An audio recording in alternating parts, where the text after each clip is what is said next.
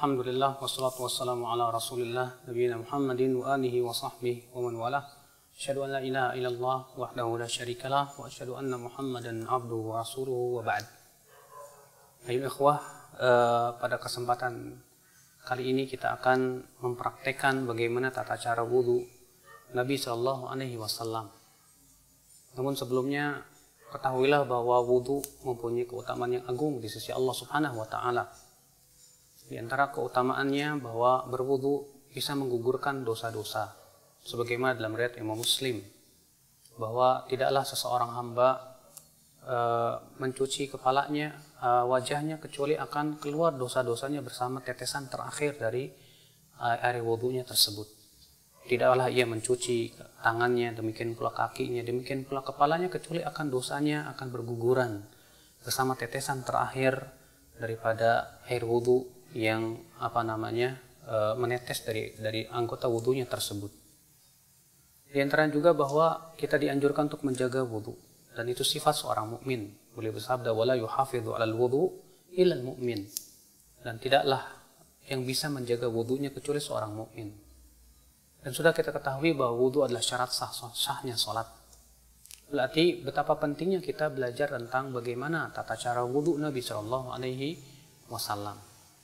Berikut ini kita akan mempraktekkan bagaimana wudu Nabi sallallahu alaihi wasallam dengan menggunakan keran yang insya Allah kita akan berburu darinya. Dan perlu kita ketahui bahwa Nabi sallallahu alaihi wasallam tidak suka berlebih-lebihan dalam menggunakan air. Beliau bersabda, iyyakum wal israf, jauhi oleh kamu berlebih-lebihan, wa in kunta ala nahri jarin, walaupun kamu di air sungai yang mengalir. Dan sebutkan dalam hadis riwayat Abu Daud adalah Rasulullah SAW berwudu dengan satu mud saja. Maka dari itu kita jangan sampai masuk ayat innal mubadzirina kanu ikhwana syayatin. Sesungguhnya orang-orang yang mubadzir itu, yang berlebihan itu termasuk teman-temannya syaitan.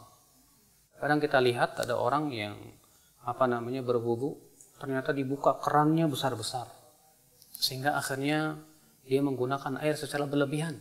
Dan itu sendiri termasuk dosa. Karena itu termasuk mubadzir, sikap mubadzir itu tidak disukai oleh Allah Subhanahu wa taala.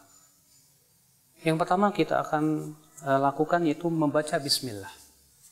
Karena membaca bismillah adalah merupakan perkara yang dilakukan oleh Nabi sallallahu alaihi wasallam. Namun para ulama memang berbeda pendapat. Apakah bismillah itu rukun ataukah ia hanya sunnah saja? Ya, Rasulullah bersabda, la salata liman la wudu'a lahu wala wudu'a liman lam yadhkur ismallahi alaih. Tidak sah salat bagi mereka yang tidak ada wudu, dan tidak sah wudu bagi mereka yang tidak menyebut nama Allah. Kita ucapkan bismillah.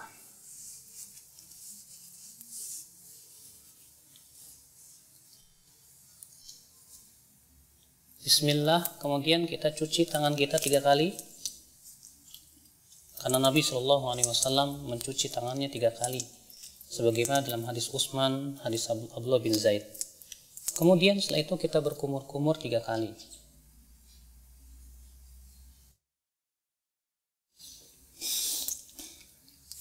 Ketika berkumur-kumur, kita ambil satu telapak tangan, kemudian kita masukkan air ke mulut, lalu ke hidung sekaligus. Lalu kita keluarkan dengan tangan kiri kita.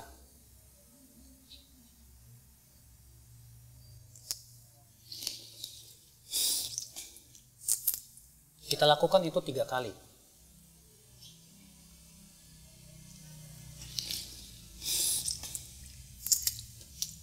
Setelah itu kita akan mencuci wajah. Dan batasan wajah terjadi ikhtilaf para ulama, apakah wajah itu dari sini ke sini, dan ini pendapat jumhur, itu mulai dari daging yang menyembul di sini, di telinga, sampai kepada ini. Sebagian ulama mengatakan bahwa wajah itu masuk padanya bagian kuping, bagian depan. Dan ini diriwayatkan dari Ali bin Abi Thalib. Adalah Ali bin Abi Thalib ketika mencuci wajah, beliau mencuci bagian depan telinganya. Ya.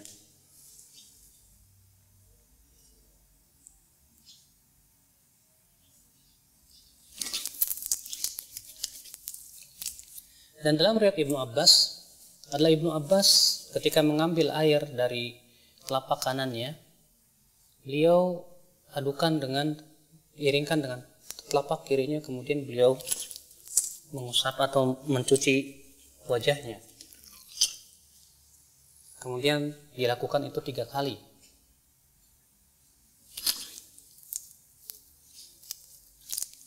Dan dalam riwayat Ali bin Abi Thalib, adalah Ali bin Abi Thalib setelah berwudu, yaitu mencuci wajah, beliau mengambil segenggam air, lalu kemudian diguyurkannya di ubun-ubunnya dan dibiarkan ia mengalir ke bawah. Dan ini termasuk sunnah Nabi SAW yang banyak ditinggalkan oleh manusia. Kemudian setelah itu kita mencuci tangan sampai siku-siku juga. Kita ambil dengan tangan kanan, lalu kemudian kita cuci sampai siku-siku. Dan jangan lupa untuk menyela-nyelai tangan, karena Nabi SAW memerintahkan untuk menyela-nyelai jari jemari tangan dan jari jemari kaki. Dan kita lakukan ini juga 3 kali.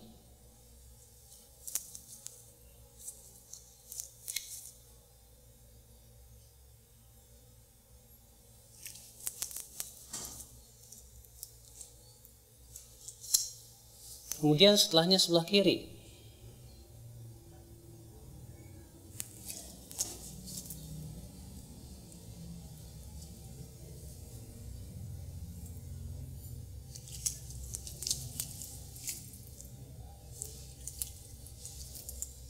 Setelah kita mencuci tangan, maka kita ambil air segenggam, kemudian kita mengusap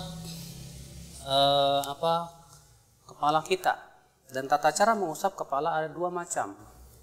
Yang pertama yaitu mengusap dari arah depan, kemudian kita seret sampai ke tengkuk, kemudian kita kembalikan lagi ke depan.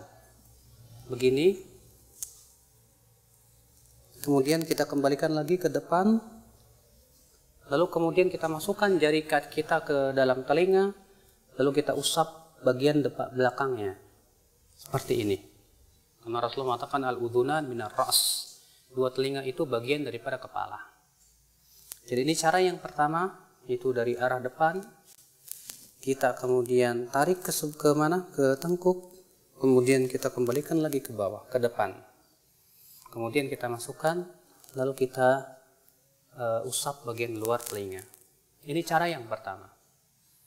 Adapun cara yang kedua, itu yang disebutkan dalam hadis riwayat Abu Daud juga dari hadis Rubai', bahwa adalah Rasulullah SAW mengusap kepalanya wala yughayyir min sya'ri syai'an.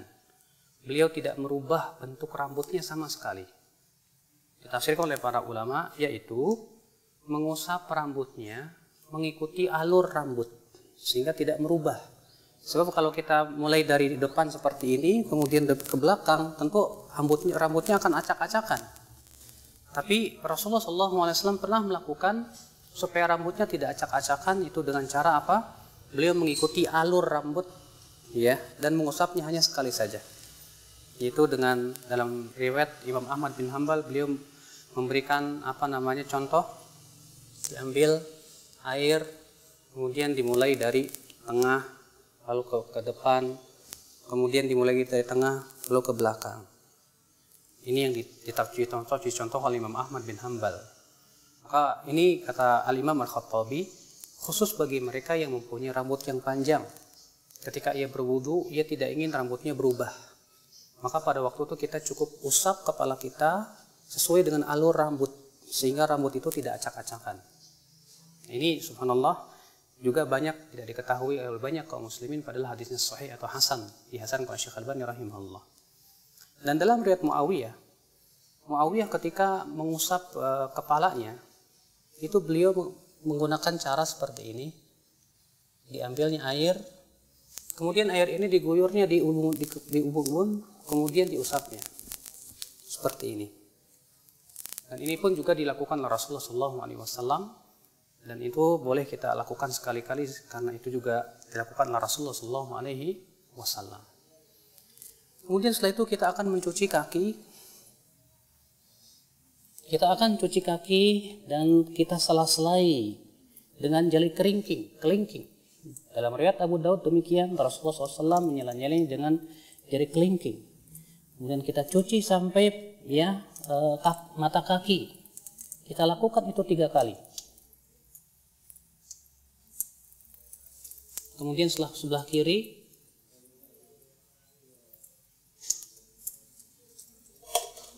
kita lakukan itu 3 kali.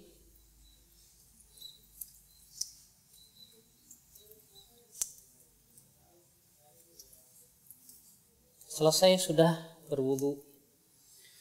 Lalu kemudian setelah berwudu dianjurkan kita mengucapkan asyhadu an la ilaha illallah wahdahu la syarikalah wa asyhadu anna Muhammadan abduhu wa rasuluh. Bisa ditambahkan Allahumma ij'alni minat tawwabin waj'alni minal mutatahhirin. Dan disebutkan dalam riwayat Tirmidzi, Rasulullah SAW juga mengajarkan doa lain. Ya, setelah wudu, yaitu subhanakallahumma bihamdik asyhadu an la ilaha illa anta astaghfiruka wa atubu ilaik. Rasulullah, siapa yang membaca ini setelah wudunya, maka akan distempel dan tidak akan pecah selama-lamanya sampai hari kiamat. Subhanallah. Rasulullah mengatakan, siapa yang mengucapkan setelah wudunya asyhadu an la ilaha illallah wahdahu la syarikalah wa asyhadu anna Muhammadan abduhu wa rasuluh, maka akan dibukakan untuk dia 8 pintu surga. Dia bisa masuki 8 pintu surga itu dari pintu mana saja dia masuk. Masya Allah. Lalu kemudian disunahkan kita untuk sholat 2 rakaat. Disebutkan dalam hadis Bilal, Rasulullah bersabda, ya Bilal, bima sabaqtani ilal jannah, dengan apa engkau mendahuliku ke dalam surga? Kata Bilal, wahai Rasulullah, tidaklah aku berhadas kecuali aku sholat 2 rakaat.